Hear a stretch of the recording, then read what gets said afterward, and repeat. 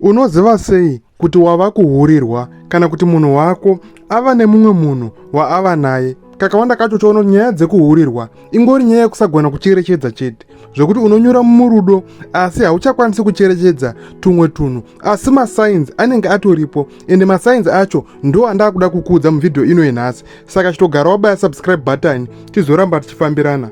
Number 1, munhu wako nyaya dzaanenge achikutaurira dzinotanga kusabatana, anotanga kupesanisa nyaya. So nokuti chinoitika pamunhu arodana nevanhu 2 ndechekuti anogona kukanganwa kuti manyepo akati akamaudza iwewe here kana kuti akamaudza mumwe munhu warodana naye. Saka pane pamwe pekuti akakudza nyaya wobva mutoti ye uri kumboti chiiko iwewe, handiti uri kuona, obva ati ndo paanobva arememba kuti hausiri iwewe waakaudza, obva agadzirisa nyaya yake. Saka nyaya dzake dzinotanga kusamecha nekuti ava kudhila nevanhu 2, pamwe pacho anoita achipesanisa nyaya. I hope uri kupabata pandiri kutaura. Saka sign number 1 ndiye kusamecha kunenge kwakuita nyaya, anenge akupesanisa zvinhu, so achitadza kubatanidza.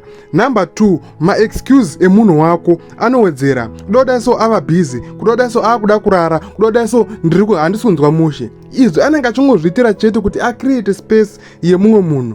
Patime yaunenge uchimuda stereki ndo time yaanenge asingachabatiki, nenyaya yekuti time iyoyo pane mumwe munhuwo waada kuenda kunoona. Kana uchida kumuona weekend, pane mumwe munhuwo akamupromisa kumuona weekend. Saka maexcuses anowanda. Paari kuti ndine hope ari kutaura nemumwe munhu, paari kuti handisi kunzwa mushe achikupusha kuti usauya kuzomuona, ane mumwe munhu waanenge ainaye. Ndo sign number 2.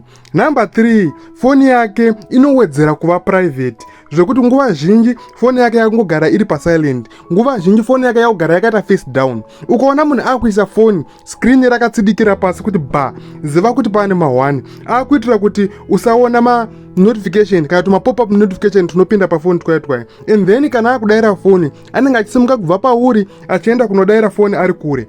Iyoyo isaini yekuti unotokudza kuti munhu wako akudhila nomumwe munhu, masecret anonge awandisa. Saka ndo sign number 3. Toenda pa number 4, mamoods emunhu wako anenge akuswitcha on and off.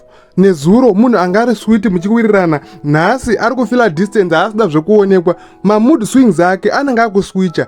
Nei zvichidaro ende nei mamood swings emunhu wako achinge akuswitcha, chinoitika ndechekuti iwewe uri kuwirirana naye asi kune imwe relationship vagumburisana vaburana ende ari under depression, ari under heartbreak, handiti uri kuona. Saka hazviiti kuti akarwadziswa nemumwe munhu iwe ouya kunokuona opretenda kufara as if everything is normal. Saka patime yaanonge achitobhonetsana nezvimwe zvinhu iwewe anotombokumisa shamari handisonzwa shamari nhasi anoda zvekuonekwa. Saka mamudzi emunhu wako anenge akusanzwisisika, so anenge akuswitcha. Tene zuro taiwirirana 1 nezuro takataura tichiwirirana, nhasi munhu asitomboda kuonekwa chii, pane zviri kumunetsa here, handiti uri kuona. Ndo zvinoitika pamunhu aakudhila nevanhu 2 at the same time. Pa number 5, motiudzawo kuti iwe wakamubata sei munhu wako anga akukuhurira. Motinyorerawo ndiwe yachesa pa number 5, motiudzawo mucomment section, nekuti vamweni vanhu munogona kutora neimwe point inogona kutobatsira. Asi usati waenda siya wabaya subscribe button tizokwanisa kubatsirana zvakare mumavhidhios anotevera. Zvidzidzo zvakatowanda ende kune zvimwe zvidzidzo zvichauya. Kana wateerera vhidhio kusvika pa this time, thank you very much for your support. Ngatisangane zvakare muchikamu chinotevera.